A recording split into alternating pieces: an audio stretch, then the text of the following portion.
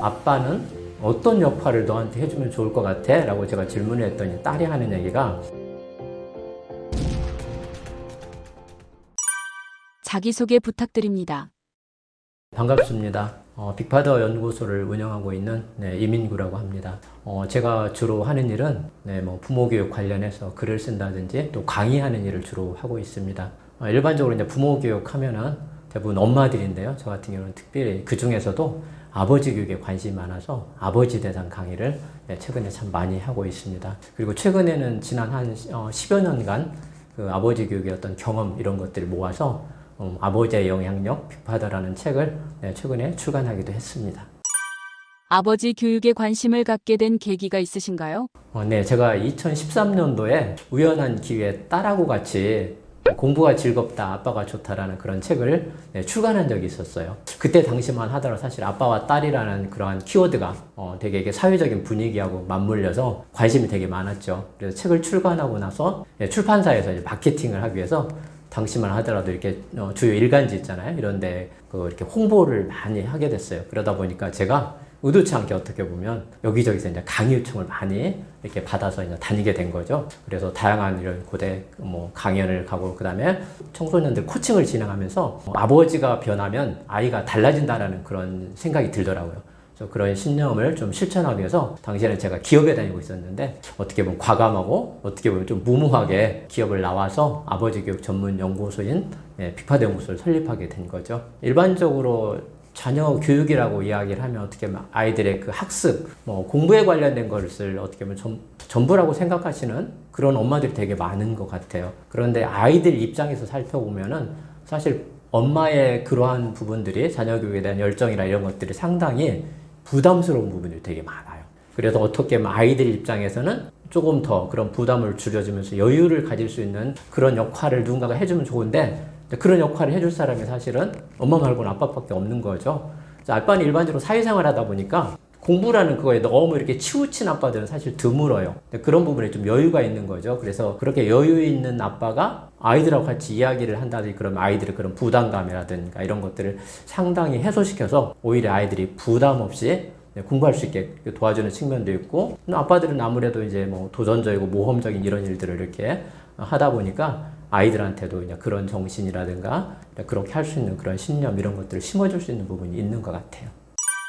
책에서 어떤 이야기를 하고 싶으셨나요? 사실 이 책을 쓰게 된 계기는 제가 이제 한 10여 년 동안 아버지 교육을 했는데 그래서 이런 것들에 대해서 좀 정리를 해야 될 필요성이 있는데 그동안에 어떻게 보면 바빠서 이걸 하지 못한 거예요.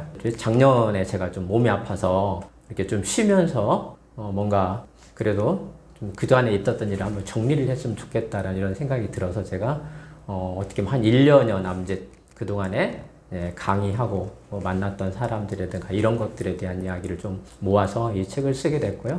이 책의 주요 내용을 보면은 아버지가 아이들한테 미치는 영향력 이런 부분에 대한 것들이 1부 이런 쪽에서는 많이 다루고 있어요. 그 다음에 2부에서는 아버지들이 조금 부족한 게 어떤 거냐면 아이들을 좀 공감하지 못하는 그런 부분들이 있어요. 그래서 아빠들이 좀 알면 좋은 아이들의 성격에 따라서 그리고 또 나는 어떤 성격인지를 알면은 아이들을 대하는 그런 지혜, 대화법 이런 것들을 좀 알 수 있거든요. 그래서 2부에서는 아이들의 언어로 말하는 방법들에 대한 이야기를 좀 다루고 있고요. 3부에서는 요즘에 이제 인공지능 시대다 보니까 질문의 중요성 이런 것들이 각종 매체를 통해서 좀 많이 나오는데 여기에서는 질문을 디자인하라는 그런 의미를 담아서 질문을 어떻게 하면 잘할 수 있는지 이런 부분들을 다루고 있어요. 그리고 많은 부분이 사실 제가 생활 속에서 아이들을 키우면서 겪었던 그런 경험들을 다루고 있기 때문에 아마 읽어보시는 분들 입장에서 많이 공감이 가고 그 다음에 좀 더 마음에 와닿는 쉽게 좀 이해할 수도 있으리라고 생각이 듭니다.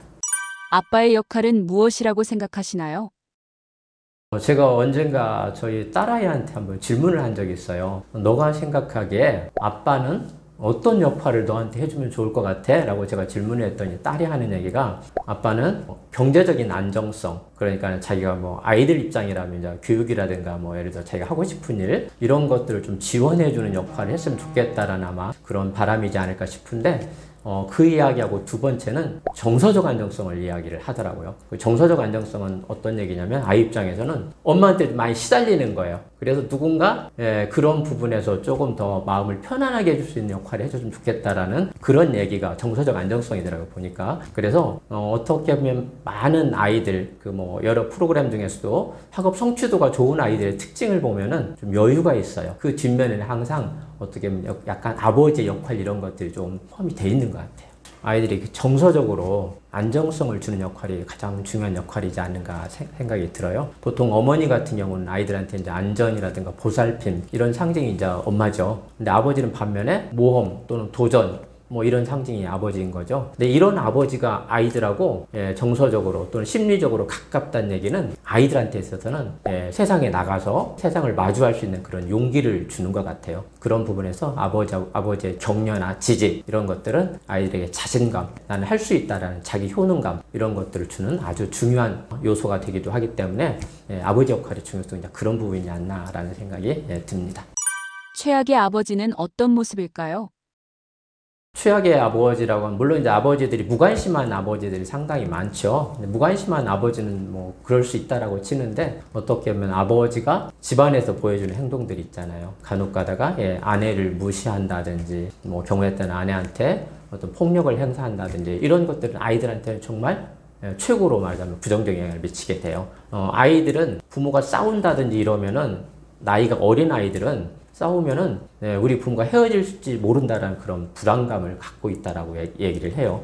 제가 최근에 어느 분을 만났는데 그분이 이제 남편하고 간혹 이렇게 다퉜는가 봐요. 근데 그분이 이제 딸이 둘이 있었는데 어느 날 그 초등학교 아마 저학년식인가 봐요. 딸이 엄마한테 그렇게 얘기를 했대요. 엄마, 만약에 있잖아 아빠하고 엄마하고 헤어지면은 우리는 엄마하고 살기로 그렇게 약속을 했어 언니랑. 그러니까 그렇게 알아 이러더라는 거예요. 그래서 깜짝 놀랐대요.